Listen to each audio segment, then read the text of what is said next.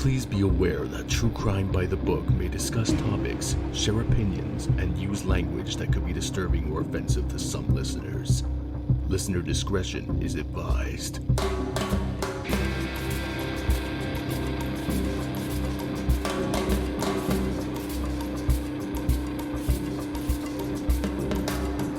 Tidings and salutations, bibliophiles.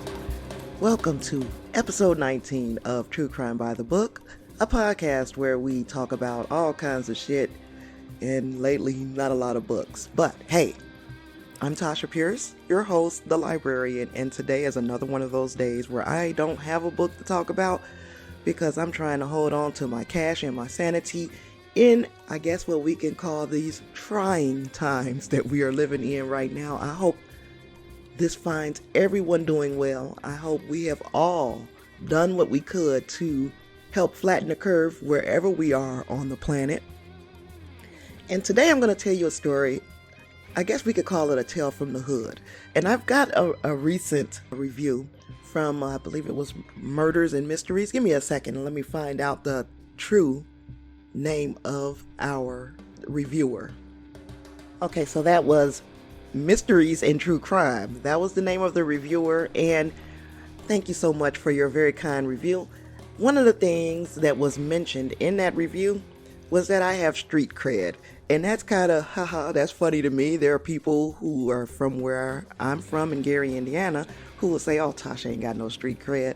I've been through some shit, and this is going to be one of those stories. I'm going to tell you a tale from the hood.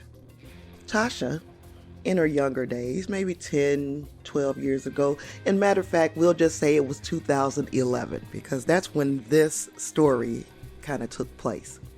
So in 2010, 2011, I was, I guess what you could call a barfly. I was the type of person who had this certain lounge that was in the neighborhood that I'd go to and hang out, and everybody knew me, everybody knew my name. It was one of those things where you kind of build a community around this little bar. And the name of the bar was Roxy's.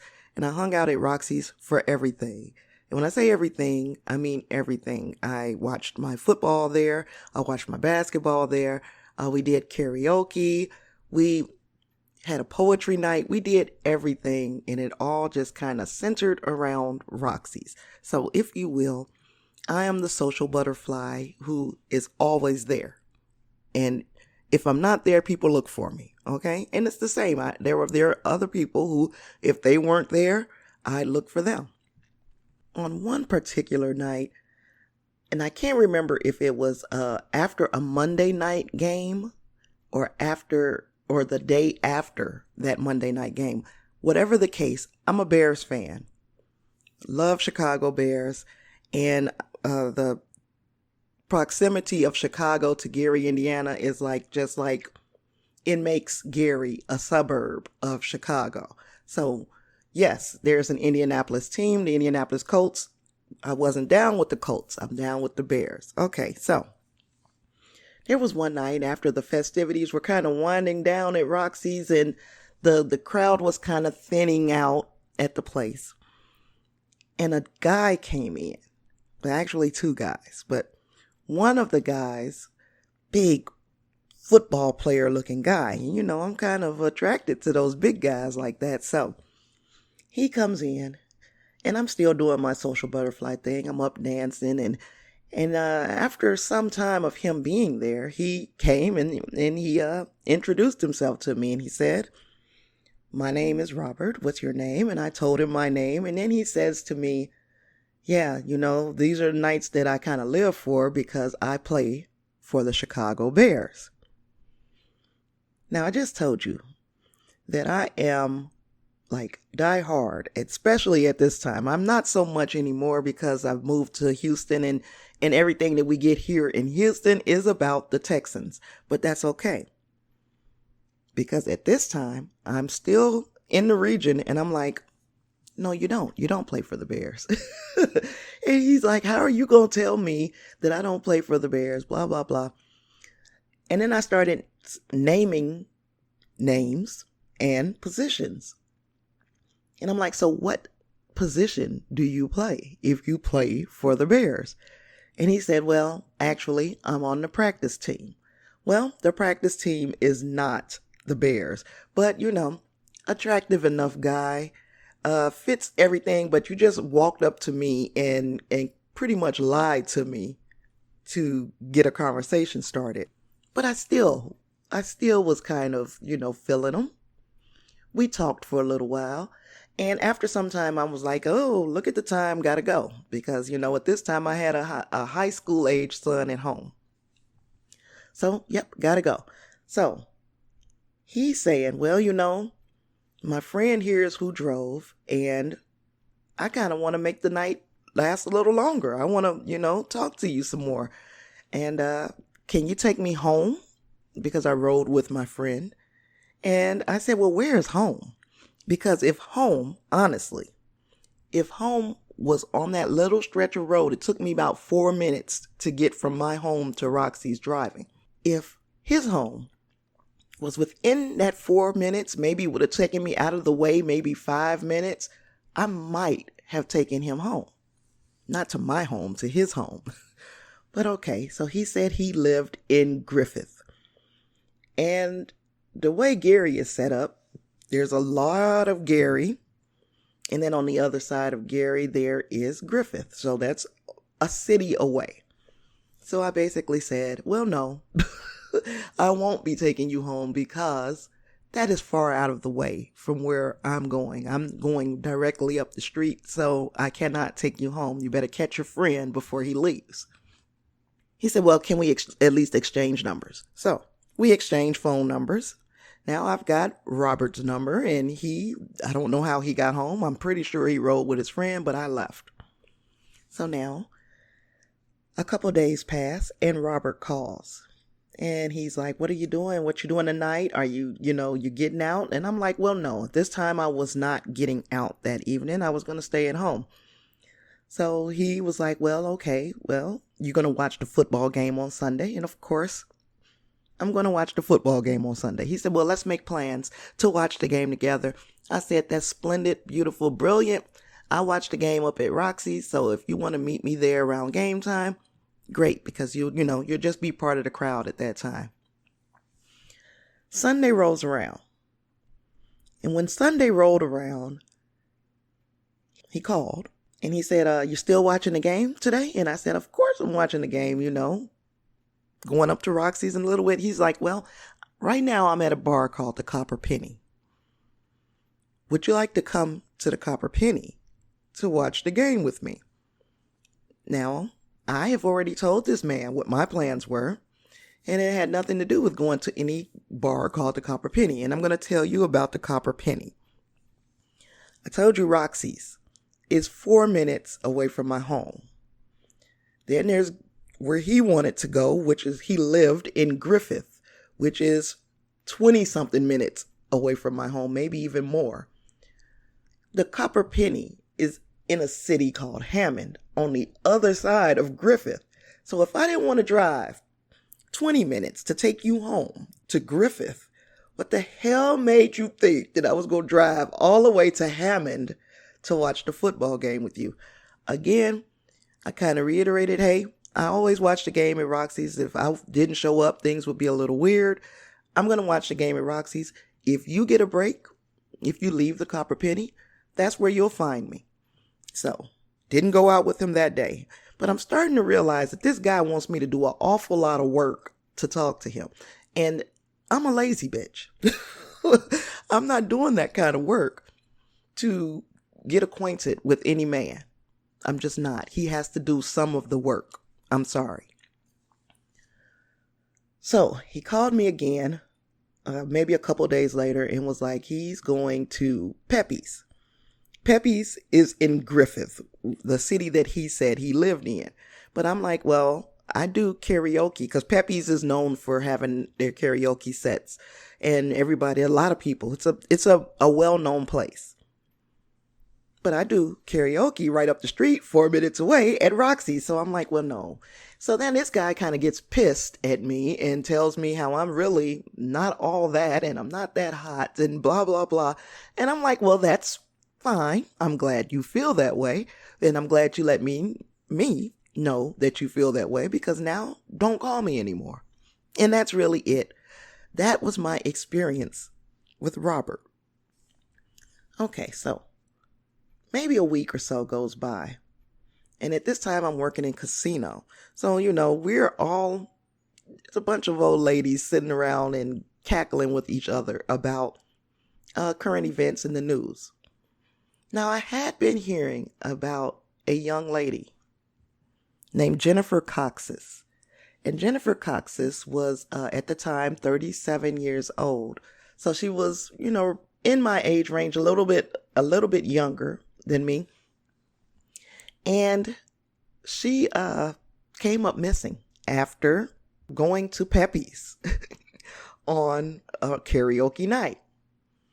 And then this was just like, wow, this is really odd. That place, everybody kind of knows each other. It's just like Roxy's, So, after we talked about it for some time, and there comes a little time passed, and they say, hey, did you guys know that they got a suspect in the Jennifer Kocsis case? Now, Jennifer Kocsis was 37. She was like one of those respite workers for the disabled, but she had also been a music teacher. So she was just the salt of the earth type of young lady. So a friend had the newspaper, opens the paper up, and whose face do I see staring back at me as the suspect in this crime but Robert? Yes. Turns out Robert was a killer.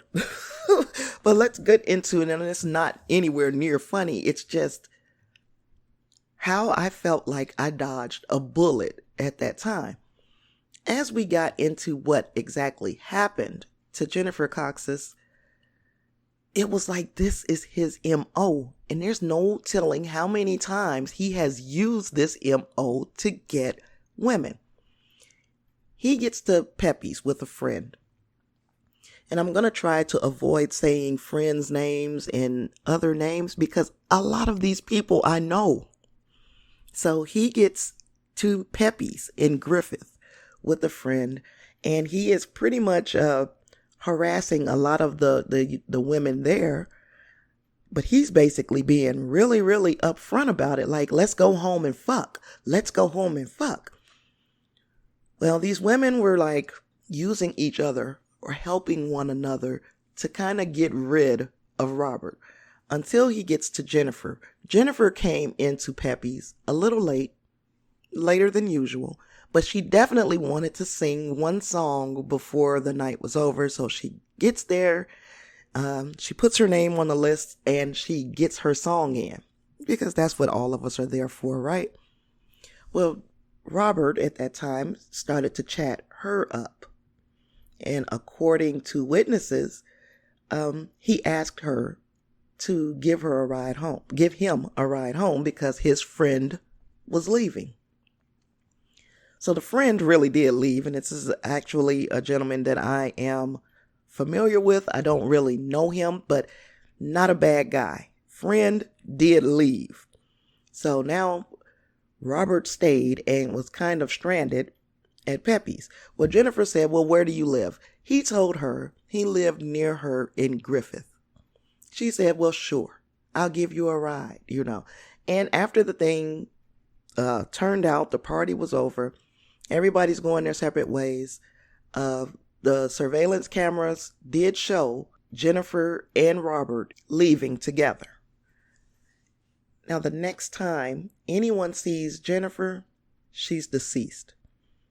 And if you know anything about Gary, Indiana, it's a city that is, I guess it's in a state of blight.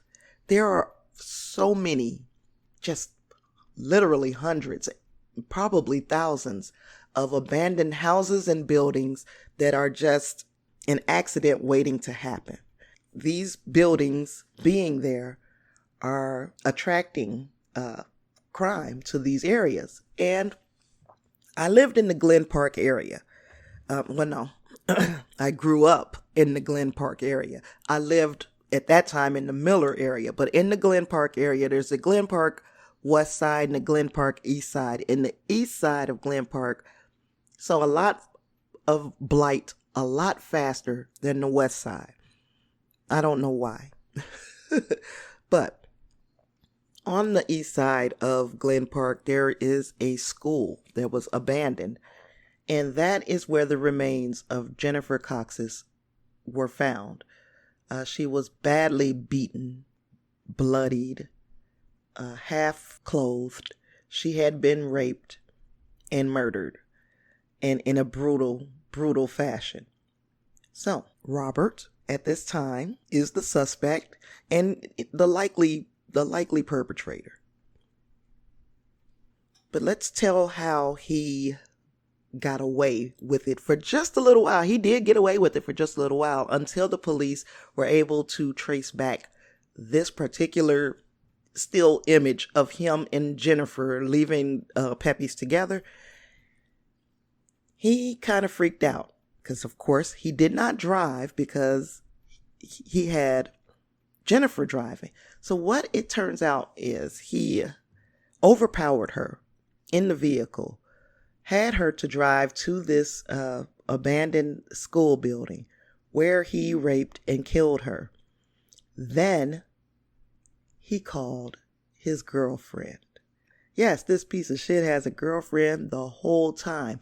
And the thing about the girlfriend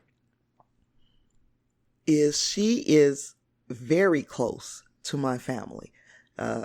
For some time, my father and her mother were involved. So we all lived under the same roof for some time, but I didn't know that at the time. I didn't know that this was who the girlfriend was. What it turns out, he calls his girlfriend to pick him up from his parents' house. So he walked from the school to his parents' house, covered in blood. Calls his girlfriend. She picks him up. She sees the mess that he's in. And he tells her he got into a fight with a guy and things got ugly.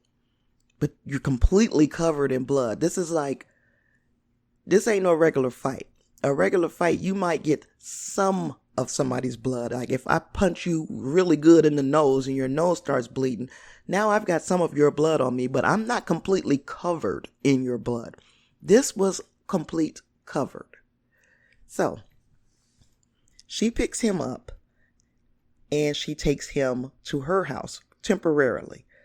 On the way, he's discarding his clothes and shoes out of the window of her moving car so that he's not having any of this on him, even though this is an idiot because his DNA, of course, is going to be all over his clothes. But he tosses out the clothes. They go, for whatever reason, to a hotel. In this hotel, this piece of garbage still wants to have sex. So he has just killed a woman and raped her. But he is still insisting that this girlfriend has sex. And she says no. I'm so shocked, surprised, but still glad that he didn't kill her too. So now the police have gotten on to him. They found out that Jennifer had left the bar with this piece of garbage. And they eventually find him. And when they find him, he's driving. He takes them on a high-speed chase. And then eventually chase ends with him being arrested. So now he's arrested. And this brings me back to where we find out that this is the person. And I'm telling my friends at work at that time, this man has probably done this more than once. He may not have killed everyone, but he tried to get me the exact same way he got Jennifer. He wanted you, or me, he wanted me to take him 2 cities away, which would put us in the car with each other for at least 20 to 30 minutes. And it just, because I'm such an asshole about not wanting to do the heavy lifting in the beginning of any relationship, that is what saved me. I did not want to do the heavy lifting. I was like, I'm not driving all across the world to see you when you know exactly where to find me. So I was lucky. I was lucky for just being an ass. Jennifer, on the other hand, a good person. A person who used her time to teach children music or to take care of disabled people. And she found herself in the vehicle with a monster.